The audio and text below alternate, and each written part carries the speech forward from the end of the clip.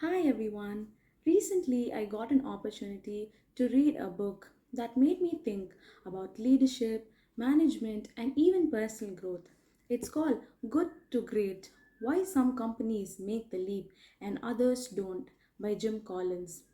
What drew me in is the main question that the book explores, which is why do some companies become truly great while others remain just good? Collins and his team spent 5 years studying 28 companies, comparing those that become great with similar companies that don't.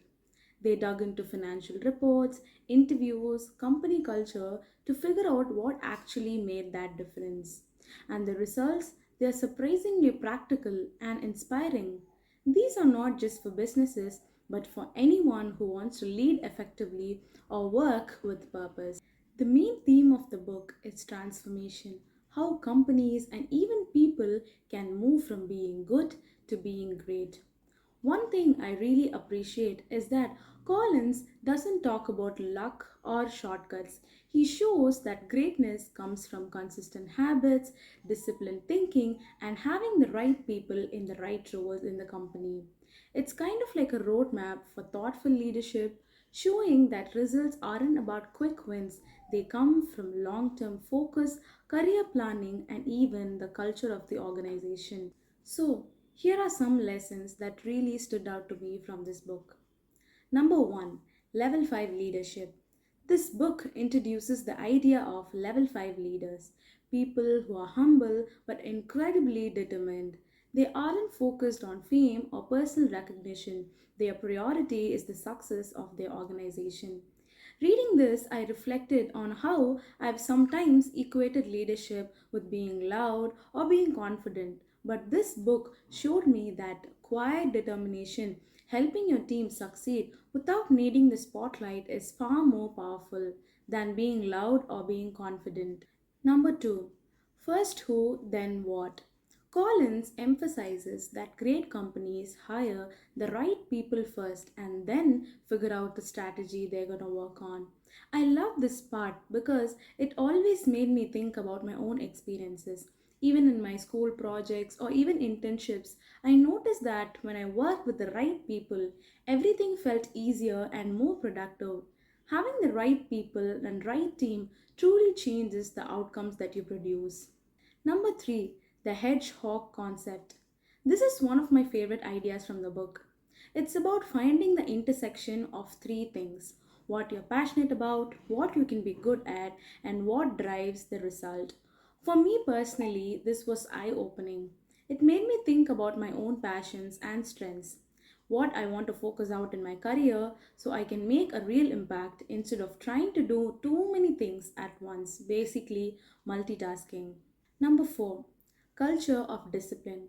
Discipline isn't just about strict rules or micromanaging, it's about consistency, responsibility, and ownership. This part really resonated with me because I've always relied on motivation alone. But Collins here shows that consistent effort over time, even small actions, produces real lasting results. And that's a lesson I can use in both my professional and personal life. Number 5, technology as an accelerator. Collins points out that technology can't make a company great on its own. It's only work if the foundations are already strong. This made me reflect on how in today's world it's easier to chase trends or tools thinking they'll solve everything, just like artificial intelligence. But the book reminds me that principles, people, and purpose comes first, and technology is just an accelerator, not a replacement. Honestly, this book inspired me a lot.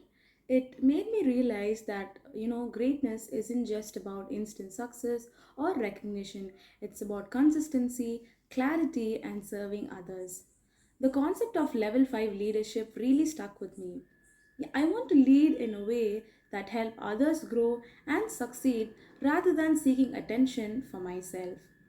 The hedgehog concept also made me think deeply about where I should focus my energy and passion on. I realized that spreading myself too thin often leads to burnout, but focusing on what aligns with my strengths and passion and purpose can really make a difference. And the culture of discipline part, it reminded me that small, like everyday actions, whether it's just sticking to your plan, managing tasks, or being consistent in something, can lead to huge results over time. I even started thinking about applying this in simple ways in my own life, like organizing tasks more systematically. To wrap up, Good to Great is more than just a business book. It's a guide to leadership, decision making, and long term thinking. If you want to manage people, lead teams, or even create impact in your career, this book gives you practical lessons that you can start applying today. And my favorite line from the book sums it up very perfectly, which is good is the enemy of great. So let's not just settle for just being good. Let's aim for greatness consistently and purposefully. Thank you for watching.